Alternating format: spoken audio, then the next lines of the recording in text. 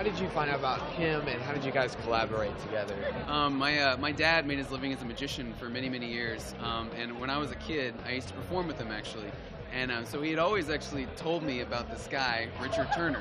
And he said he told me years ago I should make a film about him. And then recently, another friend of mine came to me a few years ago and was like, "Hey, have you heard of this guy Richard?" And so I was like, "Wait, I think this is the guy my dad's been telling me about." So my dad introduced me to Richard, and I live in Austin. He's in San Antonio, just an hour away.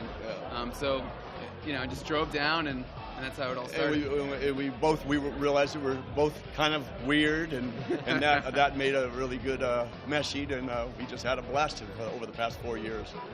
When I turned 21, I went to a place called the Magic Castle in Hollywood, and a guy there heard I could do some difficult moves for a youngster, and his name was Varnell, and he was born in 1894, and he lived to be almost 100 years old. And he was known as the man who fooled Houdini, and that was back in 1919. Anyway, he took a liking to me, and because I couldn't really see what he was showing me, he tricked me. And because I would practice like 10 to 20 hours every day, 7 days a week, decade after decade, he saw that I was as obsessed as he was, and so he would start giving me problems and puzzles to figure out how to deal a second card with the deck held in your hand completely exposed, and just different things. And so I would go and figure that they were possible because he told me, only to find out that he always wanted to do it that way, but he was never able, nor was anyone else.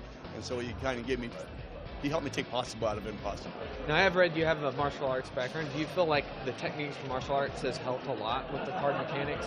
Well, the martial arts really helped in the discipline area. And it also, my instructor was the foundation for me to realize that no matter what obstacle is in front of you, you just blast your way through. I started in the martial arts when I was 16, and I started working with cards at 7, but I started losing my sight at 9. So now there was this obstacle in front of me, and he's the one that gave me what I call it heart to realize don't let anyone stand in your way. You can do it, but he's really the one that laid the foundation. His name was John Murphy, Master John Murphy.